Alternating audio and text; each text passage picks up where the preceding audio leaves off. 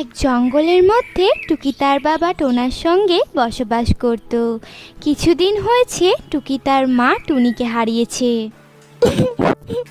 মা, তুমি কোথায়? তোমাকে ছাড়ছে আমার একদম ভালো লাগছে না মা। কি হয়েছে রে টুকি মা? এমন করে কাঁদিস না রে মা, বল আমাকে তোর কি হয়েছে। না, বলবো না, তুমি চলে যাও এখান থেকে।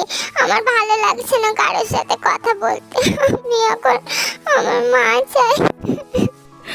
এভাবেই টুকি কান্না করতে থাকে। এইভাবেই ছোট্ট টুকি তার মায়ের জন্য কষ্ট পেতে পেতে ঘুমিয়ে পড়ে। তারপরে সেই দিনটা কেটে যায়। মা রে টুকি, আমি এখন কাজে যাচ্ছি মা, তুই একদম কষ্ট পাস না মা, সময় মতো খাবারটা খেয়ে নিস কেমন। কথা বলে টোনা কাজের উদ্দেশ্যে বেরিয়ে পড়ে। তখনই সেখানে মিষ্টিটি আসে। সোনা দাদা গো, আমি কি কথা বলি, তুমি একটা বিয়ে করে নাও গো, তোমার মেয়েটা ভারী কষ্ট পায়, খুব কাঁদে গো।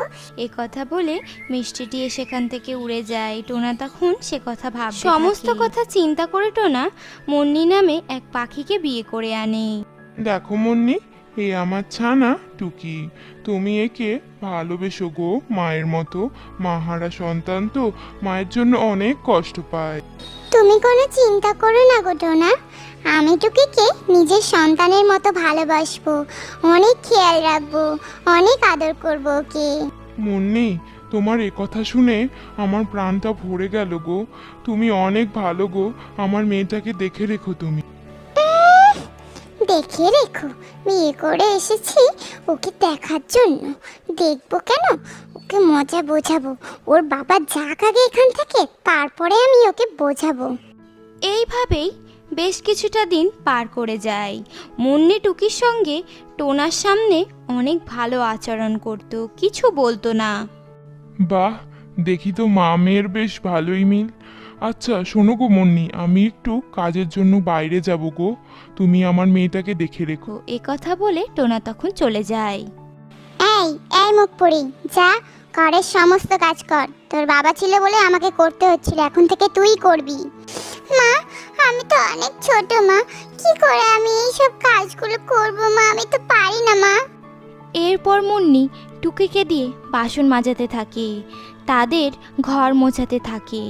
এইভাবেই মুন্নি বিছানায় শুয়ে শুয়ে আরাম করছিল, আর অন্যদিকে টুকি তাদের ঘর মুছছিল।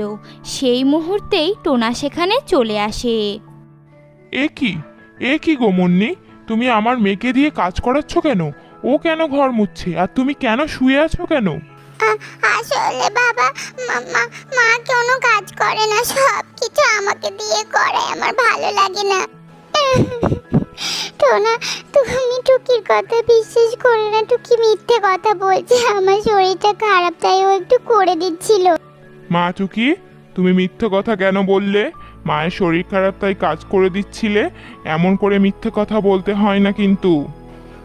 যাক বাবা, এই যাত্রায় বেঁচে গেলাম, তবে এই টুকিকে আমি ছাড়বো না। এইভাবেই দিনের পর দিন রাতের পর রাত কেটে যাচ্ছিল। একই রকমভাবে সব কিছু চলতে থাকে। মুন্নি টুকিকে দিয়ে বাসন মাজাতে এবং ঘর মোছাতে থাকে। এই এই পোড়ামুখী, যা বাজারে যা, বাজার থেকে যা সমস্ত কিছু সবজি নিয়ে আয়। মা, আমি তো বাজারে যেতে পারি না মা, আমার ভয় করে রাস্তায়। ভয় করে?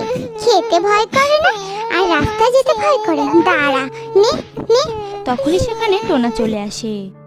মুন্নি, এ আমি কি দেখছি? তার মানে টুকি সত্যি কথাই বলে, তুমি আমার মেয়ের ওপর এইভাবে অত্যাচার করো। আমি তো আজ সব কিছু দেখে ফেলেছি।